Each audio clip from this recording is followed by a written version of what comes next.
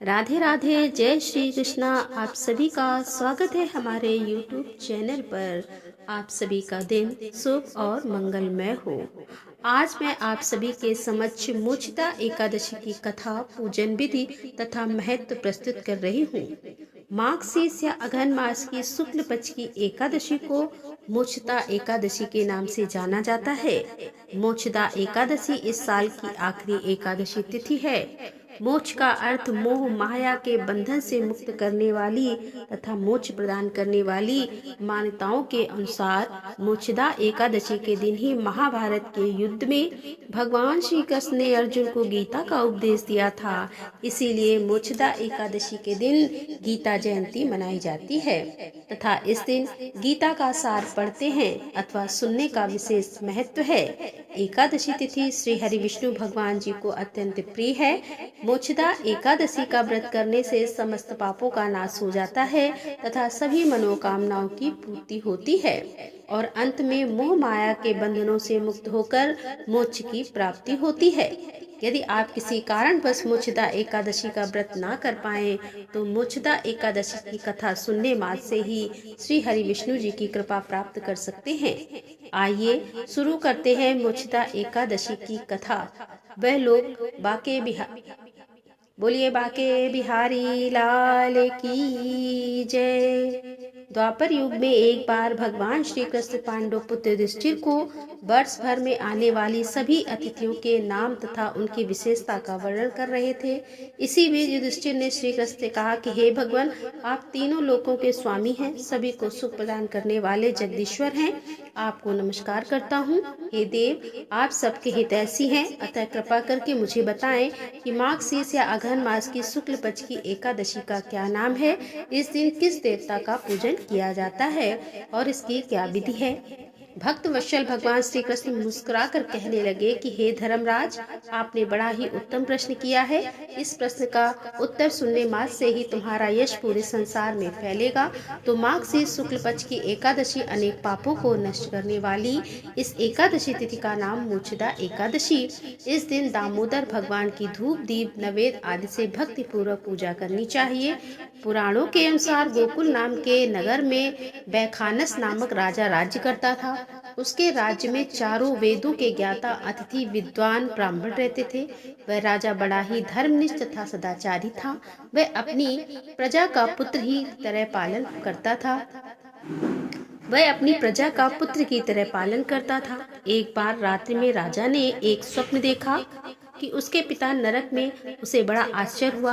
प्रातः काल वह विद्वान ब्राह्मणों के पास गया और अपना स्वप्न सुनाया। उसने कहा कि विद्वान ब्राह्मणों ने अपने पिता को नरक में कष्ट उठाते हुए देखा है। उन्होंने मुझे कहा है कि पुत्र, मैं नरक में हूँ, यहाँ से मुझे मुक्त कराओ। जब से मैंने अपने पिता के यह वचन सुने हैं तब से मैं बहुत बेचैन हूँ। मेरा मन किसी भी काम में नहीं लग रहा है। मुझे राज, धन, पुत्र, स्त्री, हाथी, घोड़े आदि किसी में भी कोई सुख नहीं मिल रहा है। आप ही बताएं कि मैं क्या करूं। ब्राह्मण देवताओं, इस दुख के कारण मेरा सारा शरीर जल रहा है। आप कृपा करके कोई ऐसा उपाय बताएं जिससे मेरे पिता को मुक्ति मिल जाए। उस पुत्र का जीवन व्यर्थ है जो अपने माता पिता का उद्धार ना कर सके।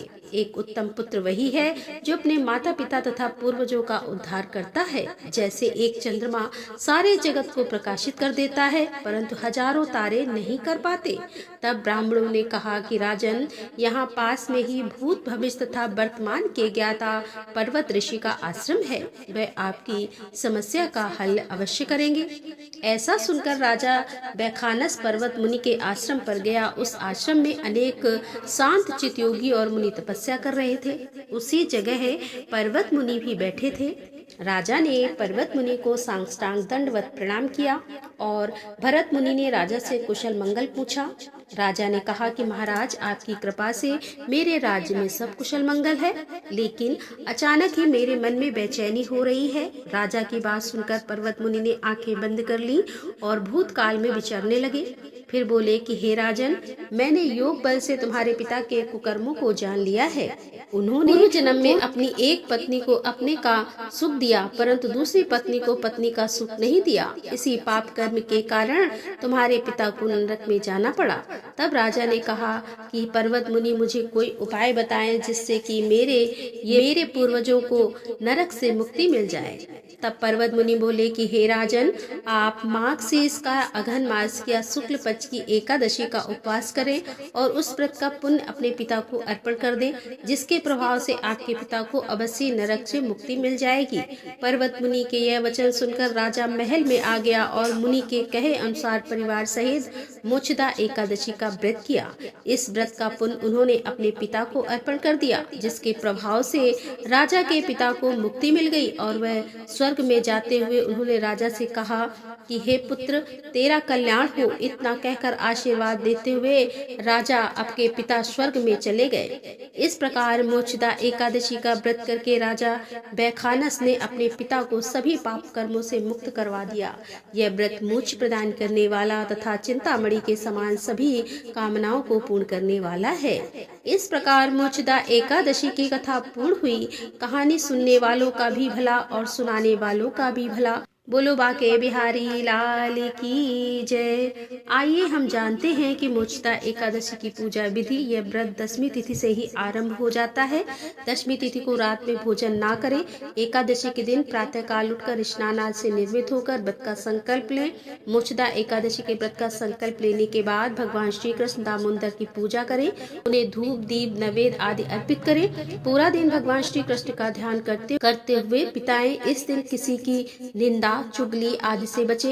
एकादशी की रात को जागरण के बाद द्वादशी तिथि को श्री कृष्ण भगवान को भोग लगाकर किसी जरूरतमंद को यथाशक्ति भोजन करवाकर तथा दान आदि करके के बाद स्वयं भोजन करें। इस प्रकार पूरे विधि विधान से मोक्षदा एकादशी के व्रत को पूर्ण करें। दोस्तों, वीडियो अंत तक देखने के लिए आप सभी का हार्दिक धन्यवाद है।